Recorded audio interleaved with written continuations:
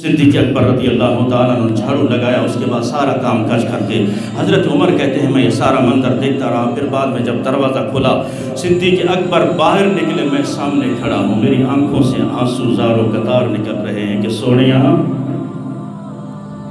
ساری باتیں ٹھیک ہے، ایک بات سمجھ میں نہیں آئی کہ جب تو گھر سے نکلا تو نے جوتے اپنے بغل میں دبا لیے، بس یہ بات سمجھا دے، باقی میں سارا قصہ سمجھ گیا، تو کستوری کا بنا ہوا ہے، سندل کا بنا ہوا ہے، میں نے ہر مقام پہ ہر بار یہ کوشش کی کہ کہیں نہ کہیں کسی مقام پہ تجھ سے مرتبہ سبقت لے جاؤں، نیکیوں میں سبقت لے جاؤں، لیکن میں ہر میدان میں پیچھے رہا، میں نے بارہا کوشش کی۔ جنگ تبوک کے موقع پر جب رسول اکرم صلی اللہ تعالیٰ علیہ وسلم نے فرمایا مال جمع کرو، میں نے سمجھا کہ آج عمر کے پاس مال بہت زیادہ ہے، میں سارے مال کا نصف کروں گا، رسول کی بارگاہ میں آدھا مال پیش کر دوں گا اور صدیق سے سبقت لے جاؤں گا، لیکن میں اس دن بھی ہار گیا، میں اس دن بھی سبقت نہیں لے جا سکا، اور تو نے سارا مال رسول اللہ صلی اللہ تعالیٰ علیہ وسلم کی بارگاہ میں پیش کر دیا۔ اے سونیا سجنا اتنا بتا دے، میں نے بارہا کوشش کی، میں پیچھے رہ گیا، لیکن میں اتنا پوچھنا چاہتا ہوں یہ سارا کام تو نے بالکل ٹھیک کیا، لیکن گھر سے نکلتے ہوئے جوتے اپنے بغل میں کیوں دبا لیے؟ آج ہم 1 روپیہ دیتے ہوئے اعلان کر رہے ہوتے ہیں کہ میں چندہ دے رہا ہوں، جناب صدیق اکبر رضی اللہ تعالیٰ نے جو جواب دیا، پوری امت مسلمہ سے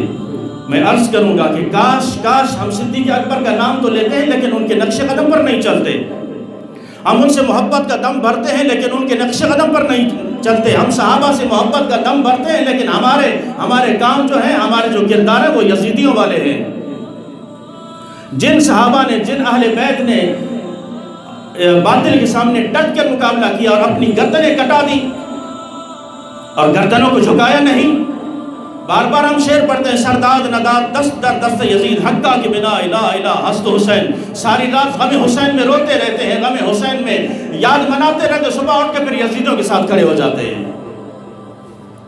ساری رات ان کا غم مناتے رہو، صبح اٹھ کے اگر یزید کے ساتھ کرے۔ یزید صرف وہ نہیں تھا، ہر دور میں یزید ہے، آج بھی یزیدی موجود ہے۔ یزید وہ ہوتا ہے جو ظلم کرے، ظالم ہو، ظالم حکمران ہو، غریبوں کا حق کھائے، یتیموں کا حق کھائے، عوام کا حق کھائے۔ ہم ان کے ساتھ کھڑے ہو کر نعرے لگاتے ہیں اور پھر کہتے ہیں ہمیں حسین سے محبت ہے،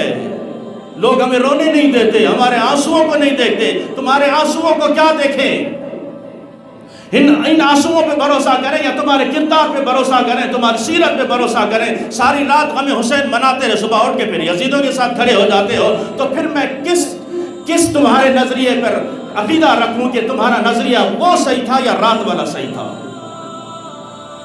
تو جناب صدیق اکبر رضی اللہ تعالیٰ نے جو جواب دیا، کہا کہ عمر میں نے جوتے اس لیے بغل میں دبائے، میں نیکی کرنا چاہتا ہوں، لوگوں کو بتانا نہیں چاہتا۔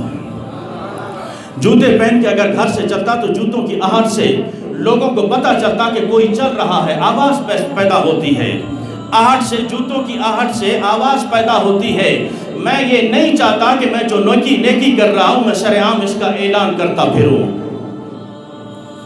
میں نے اس لیے جوتے اٹھا کے بغل میں دبا لیے۔ تبھی جناب صدیق اکبر رضی اللہ تعالیٰ عنہ کہتے ہیں کہ کاش میں حضرت صدیق اکبر کے سینے کا ایک بال ہوتا،